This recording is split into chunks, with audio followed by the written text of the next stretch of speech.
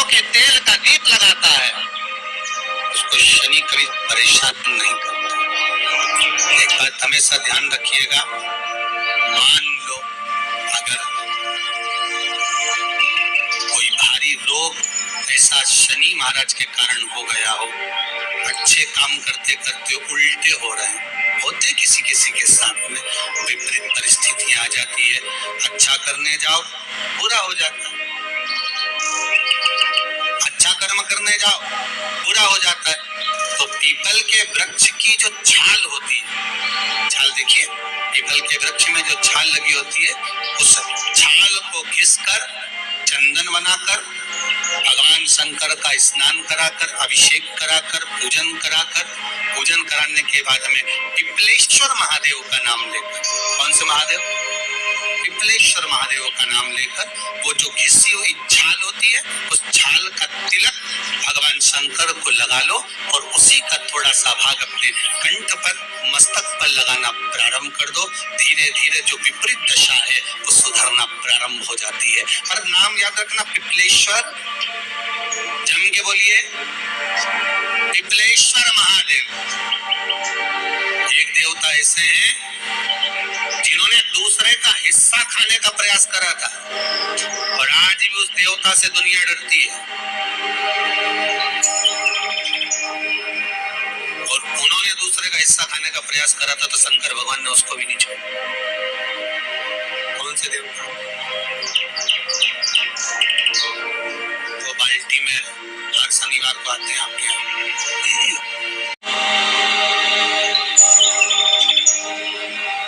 और उन्होंने दूसरे का हिस्सा खाने का प्रयास करा था तो शंकर भगवान ने उसको भी नहीं छोड़ा। कौन से देवता?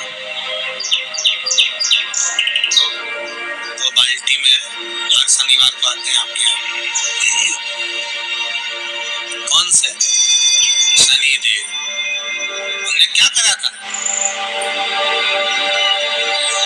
भगवान सूर्य नारायण ने अपने सारे पुत्रों को देखा, सारे पुत्रों,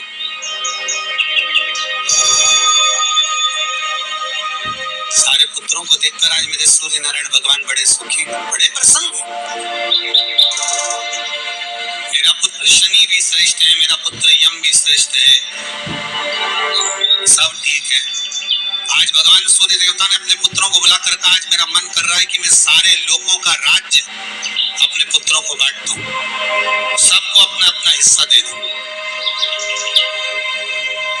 शनि महाराज जी को भी हिस्सा दे दिया गया। अब जब शनि महाराज जी को हिस्सा दे दिया तो शनि महाराज जी संतुष्ट नहीं हुए। दुनिया में ऐसे लोग बहुत सारे हैं जो संतुष्ट बहुत कम हो पाते। शनि देव के मन में संतुष्टि नहीं हुई। जब शनि देव के मन में संतुष्टि नहीं हुई तो शनि महाराज उसी समय पर अपने सारे भाइयों का हिस्सा बटोरने लगे, उस पर कब्जा करने लगे तो सूर्य देवता की आंख में जल भर गया। इतना तेजवान सूर्य नारायण, कितने तेजवान, इतना तेज भगवान सूर्य के पास में था और शनि महाराज को देखकर आज रो रहे हैं। शनि महाराज ने अपने भाइयों के इस हिस्से पर क्या कर दिया। सूर्य नारायण भगवान की आंखों में जल भर गया कि मेरा पुत्र ऐसा कर रहा है। शनि को बुलाया सूर्य नारायण भगवान ने, समझाया और नहीं माना। किसी किसी की नियत होती है कि इसको इतना कैसे दे दिया, अम्मा ने इसको इतना कैसे दे दिया, पिताजी ने इसको इतना कैसे दे दिया, मैं तो कब्जा करूंगा, दुकान नहीं छोड़ू, घर नहीं छोड़ू, ये नहीं छोड़ू, वो नहीं छोड़ू। मत छोड़, एक दिन संसार छोड़कर जाना पड़ेगा। तब कहीं जमीन जाकर छाती में बांध के ले जाएगा। नहीं माने तो सूर्य देवता ने अपने गणों को भेज दिया, जाओ जरा शनि महाराज को जरा हटाओ वहां से। शनि महाराज को गुस्सा आया और शनि महाराज ने उन सारे गणों को नष्ट कर दिया। सूर्य नारायण भगवान शंकर की पंचायत में सूर्य देव भी है, मतलब शंकर भगवान के मित्रों की गणना में सूर्य आते हैं। भगवान विष्णु, सूर्य नारायण, शंकर भगवान, माँ दुर्गा, गणेश जी, ये पंचायत है ना शंकर की, शिव पंचायत। शिव परिवार में कार्तिकेय, गणेश जी, पार्वती जी, शंकर जी, नंदी, ये शिव परिवार। पंचायत में सूर्य देवता, सूर्य नारायण को रोता हुआ देखकर भगवान शंकर को बड़ा दुख हुआ। शिव जी ने पूछ लिया, क्या बात है, आप रो रहे हो? नारायण क्या हो गया? मेरा बेटा मानने को तैयार नहीं है। आप चिंता मत करो, अभी देखता हूँ मैं जाकर। और भगवान शंकर ने जाकर तुरंत सूर्य नारायण भगवान के कहने पर शनि देव को जाकर समझाया। इतने में तो शनि देव आग बबूला हो गए। आग बबूला होकर शनि देव ने कहा, ए शिव, आप मुझे जानते नहीं हो? शंकर भगवान ने कहा, क्या जानना है ये बताओ, क्या जानना है ये बताओ। शनिदेव कहते हैं, आप मेरी दृष्टि को नहीं जानते? शंकर भगवान ने कहा, तू भी नहीं जानता कि तेरी दृष्टि खराब कैसे हुई? तेरी दृष्टि को श्राप किसका लगा है तुझे नहीं मालूम क्या? शंकर भगवान ने जब समझाना चालू करा कि देख शनिदेव, तुम तो कह रहे हो, तुम तो बोल रहे हो कि मेरी दृष्टि नहीं जानते। हम जानते हैं आपकी दृष्टि, मना नहीं है, जाना, पर आप नहीं जानते क्या? शिव जी जानते हैं। शिव जी ने कहा, मैं सब जानता हूँ। आपका विवाह करा सूर्य देवता ने, आपकी पत्नी घर में आ गई, आप अपनी पत्नी को देखते तक नहीं थे, इसलिए आपकी धर्म पत्नी ने आपको श्राप दिया कि जिस पति ने मुझ पर दृष्टि नहीं डाली, मेरे वो पति की दृष्टि कुदृष्टि हो जाए, जिस पे डालेगा वो बर्बाद हो जाए।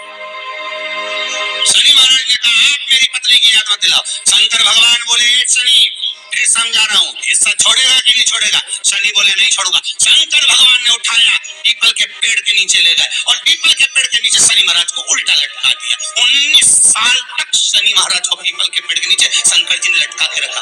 अब बोल, 19 वर्ष तक शनि महाराज पीपल के वृक्ष में पीपल की जड़ पर बंधे रहे, बोलेंगे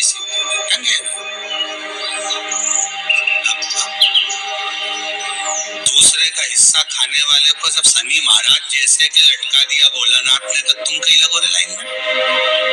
विचार तो करो, शनि महाराज जैसे के लटका दिया भोलानाथ ने, तो तुम कहीं लगो रे लाइन में?